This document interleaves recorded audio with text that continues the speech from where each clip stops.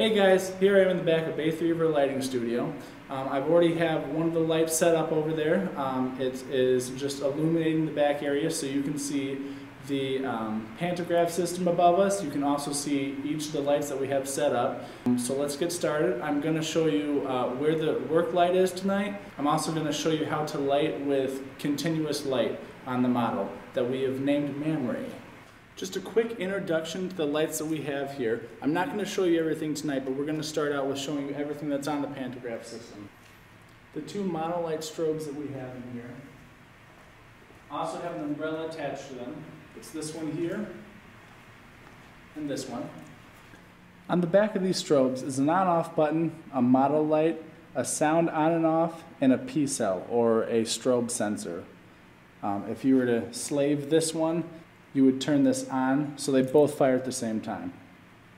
I'm going to start by turning all of these off. Let's turn this on now. You can see this light and this light on here. You can also hear a fan inside of the flash. Now when I press the test button, it will fire a strobe. This dial will go from full power all the way down to 1/32 power. If you start at half power and you want to go down to 1/32, remember to dial it down, then fire a test shot, and then it will recharge at 1/32 power. A lot softer. Your model light will turn on the bulb inside of the flash other than your flash strobe bulb. This will allow you to have more light and you can kind of see the way the light's going to fall on the subject. If we go to full, it's just a lot brighter. Let's go back to half. We turn the sound on, and after we press this test button, we'll be able to hear it beeping, telling us how long it takes to recharge. Okay? If we turn it to full power, as I'm turning it, you could hear the beep, which means it was just powering up to full power. Then we fire. It takes quite a bit longer to recharge. Let's put this down to 1/32. Again, remember to press this test button to discharge the pack. Then P-cell on, like I said. If I was to go over to the strobe over there and fire, it would go off. The goal of today's tutorial is to show you how to light your subject. We'll be using all three of these lights to light the subject. This light here and this softbox are both 1,000-watt light bulbs, meaning they give off a lot of heat and a lot of light. I'm going to position these lights around ManRay using the pantograph system to get nice lighting. Let's move this hole here back.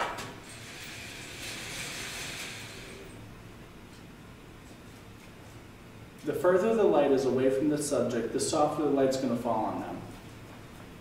We can move this one forward slightly.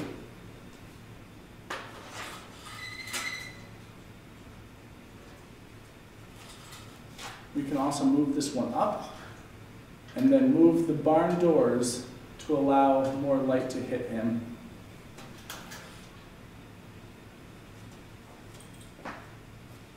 Now this softbox is on the same rail as this 300-watt light bulb.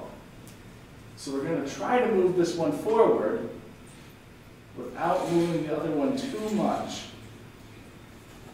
Okay, we can go this way, all the way over. Again, I'm just trying to get the lights as far away from ManRay as I possibly can. Now, if you can reach, hold the light by the unit to pull it down. Don't pull it down from the softbox, from the umbrella, or from the housing of the light. Pull it down from the handle from the back.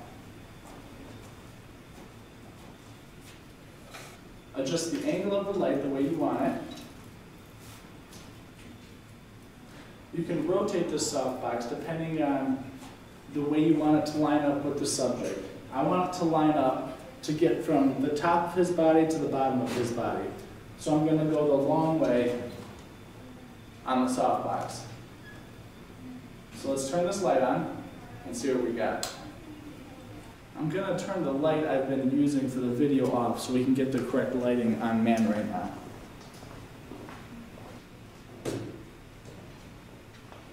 The light is now just coming from the single softbox light source. Right now the light is slightly behind ManRay, making it much brighter from the middle of his chest. Actually, it comes over to the side of his back over here. If we were to move the light forward a little bit, allowing the light to travel across the front of his body a little better. Okay? Now, pretty much, as long as we have the top of the softbox going at an angle that's above his head, we're not going to have any fall off going from top to bottom, because this is such a large softbox. As you can see, the light hitting him is not that harsh. It's quite soft shadows. If we didn't want any shadows at all, we could do one of two things. We could either put a reflector on this side of him, allowing the light to bounce off of the reflector and hit the dark side of his body, or we could also bring in a second light, a dimmer light, preferably one with some sort of diffuser on it, and cover his body on this side with a softer light. So let's try to do that way. Since we're using the continuous light, let's try to bring in a second light, put a diffuser in front of him, and see if we can brighten up this side of his body.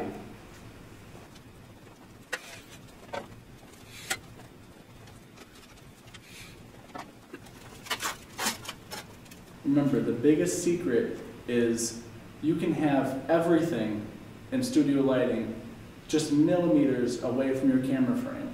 I could put this as close to ManRay as I wanted to, and as long as it wasn't in the scene, it's totally acceptable.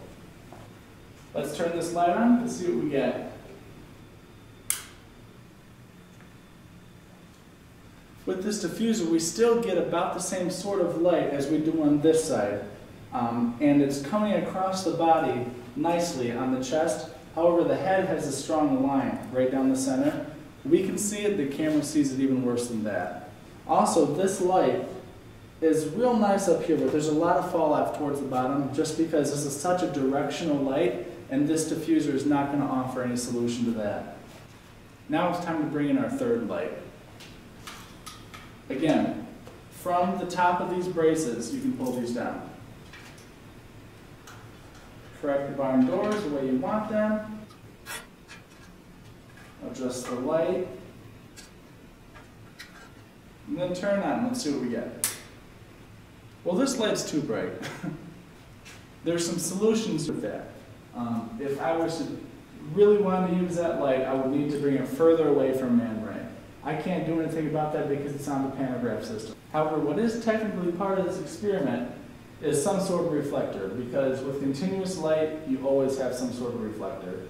I'm going to put the reflector on this side, which is going to really bounce this light off of it, lighting up all the dark area on him that this light can't take care of.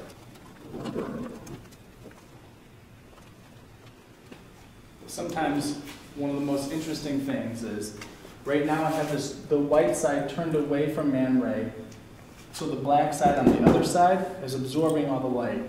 Once I flip this, watch how the light changes on ManRay.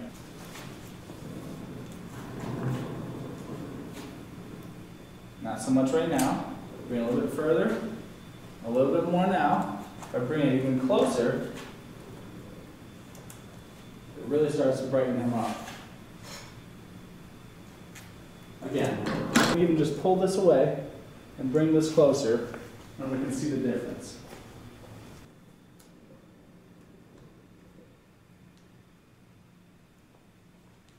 Now that we have our lighting set up, we're going to get ready for the exposure and take the picture. I've got the good old Sekonic 308 with me right now, and we're going to take some meter readings. Now with these lights in your film or your digital camera, you're probably going to be shooting at ISO 400. Let's set the shutter speed to a 60th of a second by pressing the buttons on the side to control the shutter speed. Let's take our first reading. Let's get the hottest area of ManRay, which is going to be his head and his shoulder right here, because this light is so strong. What you want to do is make sure that the lumisphere is over the reader, And we're going to put the light meter right up to his face, pointing straight at the light, and press the button and get a reading. Then we're going to get another reading right here, because we don't want to blow out any of the information. So we're going to see what the difference is from here and the dark areas too, from this same light over here. We're not counting this light right now. So what you want to do for that is make sure you block the luminosphere from getting any of this light, just by simply holding your hand up. There's about a stop difference from the hottest area to the darkest area on ManRay with that light. So that's going to give us a nice shadow all the way across him. Let's see what the difference is between this side, and a dark area right down the middle. We've got a 60th of a second at f4. This side is a 60th of a second at f2.8. Now it doesn't always happen that nicely. That's exactly a stop. So we're going to take that into consideration too. This is going to be darker than this. This is darker than this. Now in our mind we have to decide, is that the way we want the photograph to look? Do we want this side to be the brightest area on ManRay, this side to be a little bit darker, and having a line going down here that's going to be even a little bit darker? If that is the choice you want, then you take the picture and you're good to go. If not, you'll have to adjust the lights accordingly to make the light fall the way you want it to.